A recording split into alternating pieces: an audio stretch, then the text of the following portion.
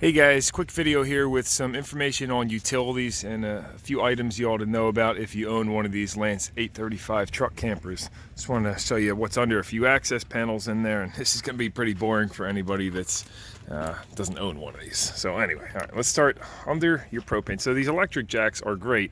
However, in the event of a failure or a dead battery, you don't have a spare battery, under here you will find, I'll turn my flash on. Oh, you don't need it. You will find the handle.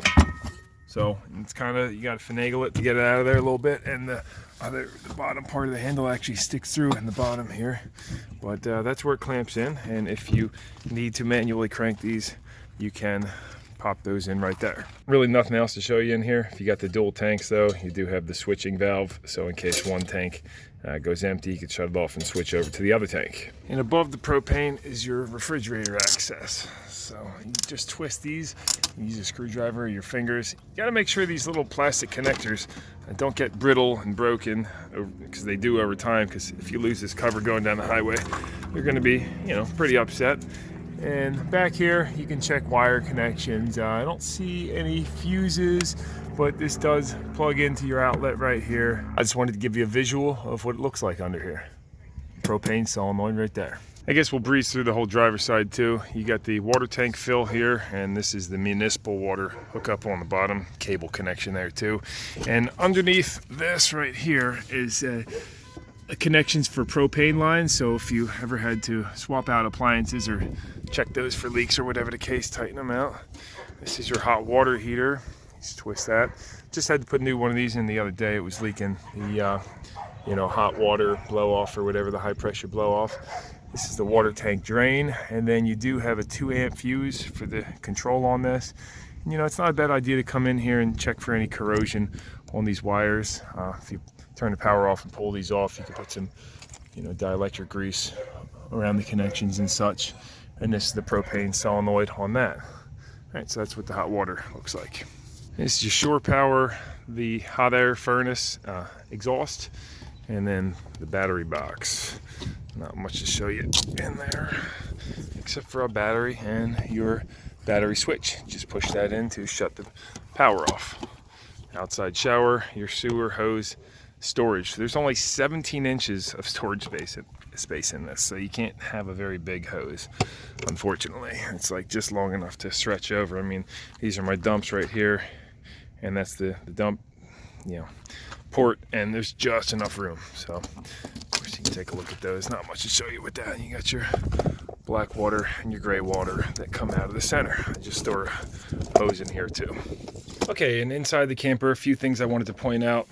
Underneath the dinette, this is held down with Phillips screws. I recommend taking those out and just leaving them out so it sits like this, because underneath there's some good storage under there, which is that's a good solid 5 inches deep or so, and you can store some cords and stuff down there. Over here for your heater, there's another one of those quick flathead screws on here, but that broke. Like I said, they get brittle, so when you pull this off on your furnace, you got your propane solenoids. There's 2 of them on this, and then this is the reset button too.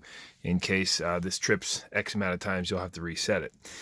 Now, if you're trying to work on this thing, or you have a rattle or anything like that, a great way to access it is pull this drawer out, and now all of a sudden we can get inside of here. And here's where my rattle was. Somebody had a piece of duct tape going over this, and well, this was loose and rattling, so I got to get a self-tapper for that.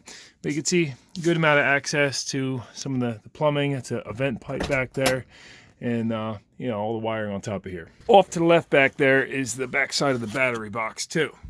Now, this covered down here. And under here are some connections to one of your storage tanks. Originally, I thought this was the black water tank, but it turns out it's not, because if I reach over here, I can feel the P trap, or J trap, whatever, and that's the shower basin under there. So if you ever need to get to those connections, that's where they are. I already showed you the back side of the refrigerator, but you would think you might be able to get to some of the components in here, because you can see the bottom of the fridge, but no, it's just insulation there. If you ever have a problem with the water pump, that's located underneath the sink right there, and all the other electronics and such. I don't want to take all this out, but there's a steel cover right here, and that's where your battery separator, a bunch more fuses, and all sorts of other electronic components are going to be located there. You can also get to the back side of the water heater here in case to check for leaks or have any problems. And underneath, we're going to have the fuse box and breakers, well, breakers and fuse box. And then this is, under here is the 12 volt inverter. So when you're plugged into shore power, this is going to convert your 115 volts to 12 volts. Here's what that looks like for you. It does get a little warm in here.